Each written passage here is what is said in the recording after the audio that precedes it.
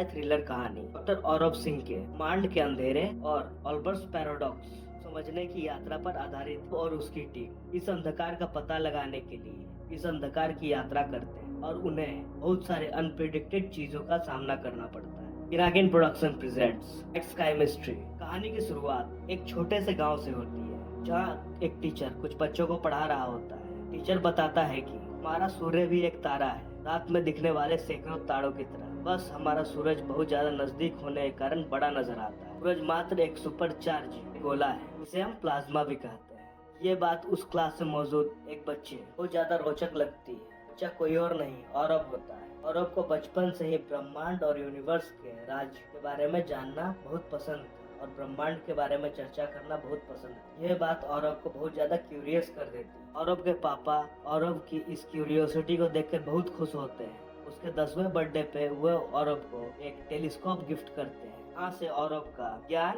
और एस्ट्रोनॉमी के प्रति झुकाव बढ़ जाता है। कॉलेज के दौरान औरव का जिज्ञासु और वैज्ञानिक दृष्टिकोण डेवलप हो जाता है। वो तारों और ब्रह्मांड के रहस्यों पर पढ़ाई करता है। उसे ऑल्बर्ट्स पैराडॉक्स पहली बार पता चलता है। उसकी क्यूरियोसिटी और बढ़ जाती है। वो ऑल्बर्ट्स पैराडॉक्स को डिटेल्स में समझने की कोशिश करता है और काफी सारे एक्सपेरिमेंट करता है। 10 साल के बाद औरव एक प्रमुख खगोल शास्त्री बन जाता है और अब वो एक आधुनिक ऑब्जर्वेटरी में काम कर रहा होता है। रात के आकाश को बार बार अध्ययन करते समय उसे एक विरोधाभास पर ध्यान आता है, जो उसे अपने कॉलेज टाइम से बुझा रहा था। आकाश क्यों अंधकार में है जबकि इन्फिनाइट स्टार आकाश के हर बिंदु पर उपलब्ध है। तो अपना रिसर्च स्टार्ट करता है और अब बहुत सारे रिसर्च पेपर, साइंटिफिक प्रिंसिपल्स और पुराने एस्ट्रोनॉमर्स के काम को खंगालने लगता है। वो सोचता है कि आकाश गंगाएं हैं और हर आकाश गंगा में अरबों तारे हैं। यदि हम आकाश की ओर नजर उठाएं तो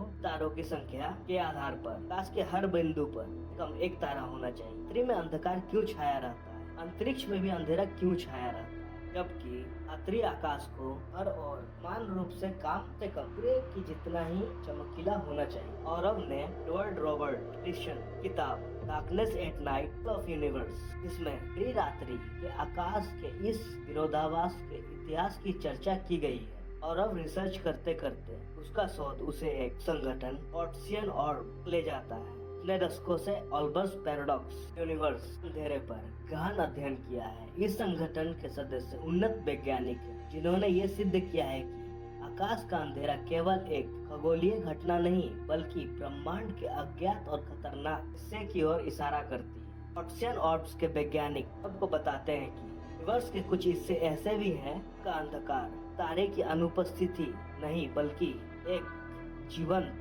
स्पेशल पावर प्रभाव है।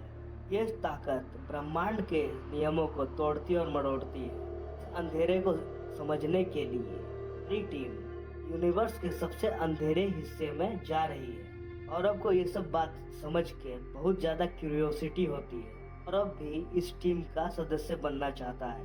अब ऑर्ब के वैज्ञानिकों को अपनी रिसर्च पेपर दिखाता है।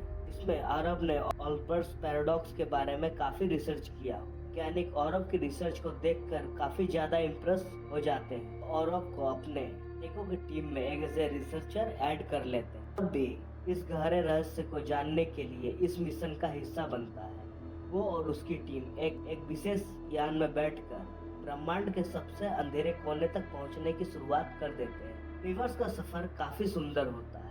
अर्थ से बाहर निकलते ही सब कुछ अलग हो जाता है। दूर की आकाश गंगाएं और खगोलीय पिंड का दौरा होता है। की टीम तारों के जन्म और नेबुला के नृत्य को देखते हैं। जैसे ही वह अंधकार के करीब आते हैं उन्हें समझ आता है कि ये कोई साधारण अंधेरा नहीं, वहाँ टाइम स्थान के नियम लग जाते हैं। उनका यान विभिन्न विचित्र घटनाओं से गुजरता है और धीरे धीरे एक एक करके औरव के टीम के सदस्य इस अंधकारीय शक्ति के शिकार हो जाते हैं। ये शक्ति डार्क मैटर, डार्क एनर्जी की होती है। डार्क मैटर अतिरिक्त द्रव्यमान को दिया गया नाम है कि उपस्थिति का अनुमान केवल ग्रेविटी लगाया जा सकता है, जो प्रकाश के साथ कोई संपर्क नहीं करता। यह ब्रह्मांड के ऊर्जा घनत्व का लगभग 25% होता है। डार्क मैटर को एक विशाल कण माना जाता है जो ग्रेविटी को छोड़कर मूल रूप से गैर अंतःक्रिया करता है। अनुमानित मैटर का प्रत्यक्ष या अप्रत्यक्ष रूप से पता लगाने के लिए की टीम इस एनर्जी को समझने की कोशिश करती है। औरव और उसकी टीम जीवंत अंधकार का मुकाबला के लिए वैज्ञानिक और तकनीकी उपकरणों का प्रयोग करते हैं। जल्द ही उन्हें एहसास होता है कि